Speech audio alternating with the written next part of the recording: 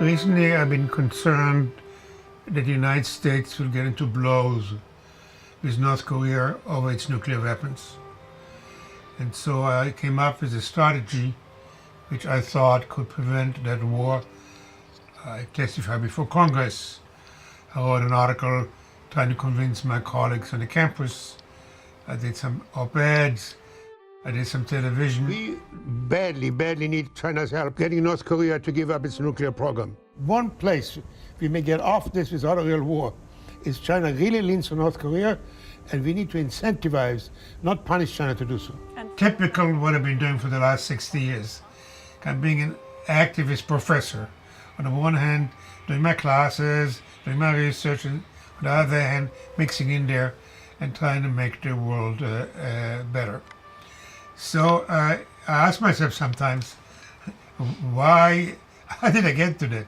And what kind of answer all those many attempts that I've made in nuclear weapons, the war in Vietnam, what's the kind of underlying theme which answers all of them? And my aversion to war is the answer. But how I got there, I need to take you to the very, very beginning.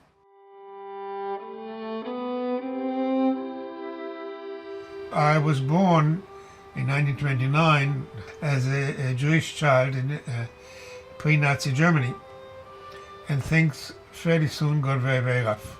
The Nazis did not completely dominate yet, but they were already starting beating up Jews on the streets and breaking into their shops.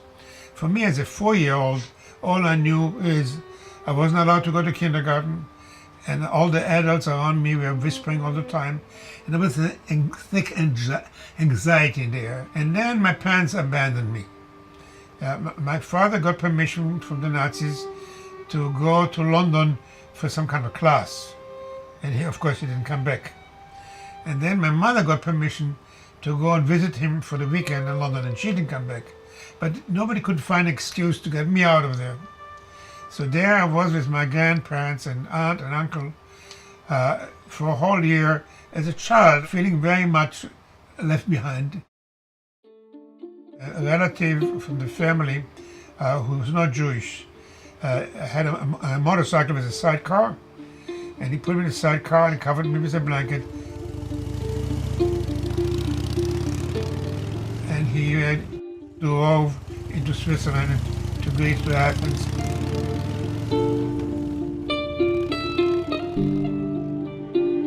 So then finally we arrived in Palestine, and my parents, together with 4 other families, set out to start a new community.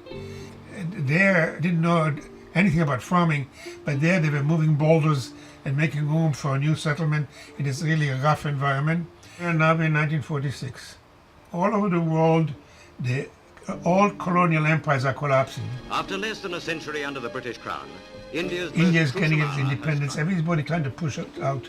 The French, the German, the Dutch. In London, the flags of the new Indian Union flutter over the headquarters of India and Pakistan. The equivalent of what the Jews in Palestine tried to get the British to move out, who were dominating the area, in order to form a Jewish state. I decided at 16, at 10th grade, to drop out of high school and join the drive to drive out the British. There were 2 organizations who were fighting the British. One is associated with the right wing, known as the Irgun, which believed that the way to do this was to kill the Brits. And one of the famous high points was when they blew up an hotel, the King David Hotel in Jerusalem, which was full of British officers. The King David Hotel itself. It was in the wing on the right of the picture that the terrorists placed their explosive.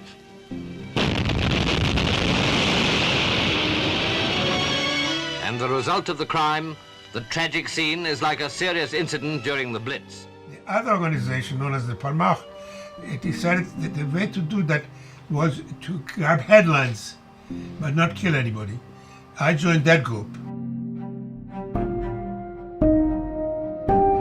We planted bombs in those police stations which tried to capture the refugees, but after we planted them, we called them and told the personnel to evacuate and gave them 20 minutes to evacuate, and then we blew up the building and then make all the headline. At one point, we blew up 10 of the bridges, of the 11 bridges which connected Palestine to other countries, but we did it late at night where there's no traffic. There's a debate which probably never settled. What made the British leave in the end? Was it the horror of the terror, or was it our headline grabbing which embarrassed and mobilized the British public? Frankly, maybe both, but I was on the side of the least violent opposition. May 1548, a Jewish state is born, and as most people know, 7 Arab armies attacked the first day.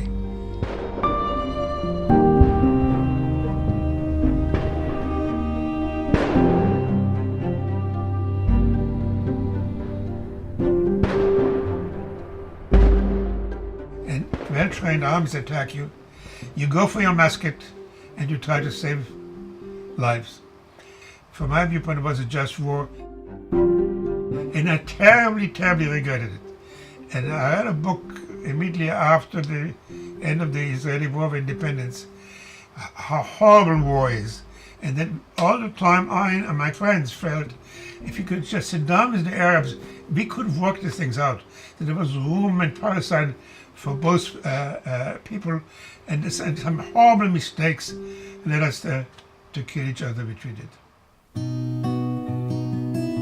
After the war, I went and studied Berkeley, and then I got my first position at Columbia University, and I started looking for a new cause, in effect.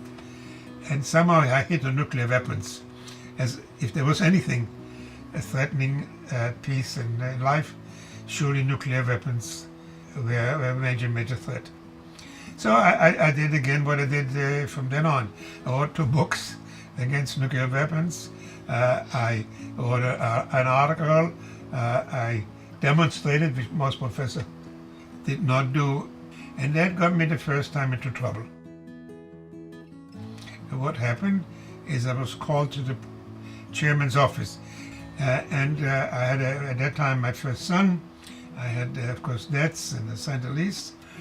And the chairman said that, arguably I had some talent, but I had to stop this nonsense if I wanted to have any career and if I wanted to stay at Columbia University. And I said, okay, but what did I do? I mean, sure, but what did I do? He said, well, you wrote a movie review. And we want to make sociology into science, and what you're off writing movie reviews. Well, the movie I reviewed was called Hiroshima, Mon Amour. J'ai eu chaud, place de la Paix. 10 000 degrés sur la place de la Paix. Je le sais. La température du soleil sur la place de la Paix. Comment l'ignorer? L'herbe, c'est bien simple. Tu n'as rien vu à Hiroshima. Rien.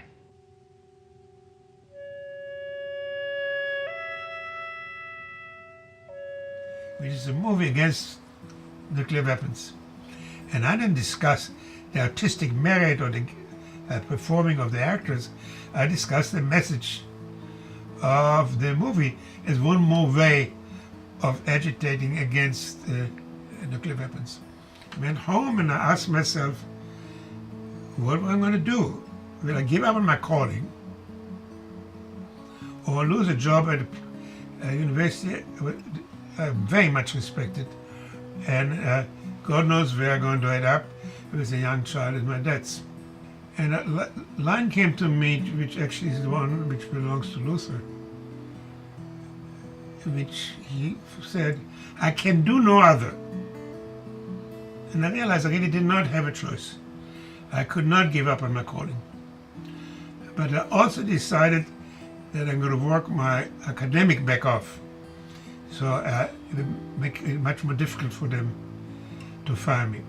And then, in effect, what happened over the next 60 years by now, I believe I paid my academic dues and did all kind of academic work. I got tenure 2 years after that, but I continued to be very active in the war against nuclear weapons. I demonstrated at Trafalgar Square. I participated in endless elementary students. And above all, I was very active in the movement against the war in Vietnam. As I'm turning 89 and I'm looking back on my life, I failed miserably. War is all over the place. Every time I tried to stop it, I did not get there. But I feel I did my share. I did the best I could. I saw a calling, and I put my shoulder to the wheel, and that's all I can ask anybody to do.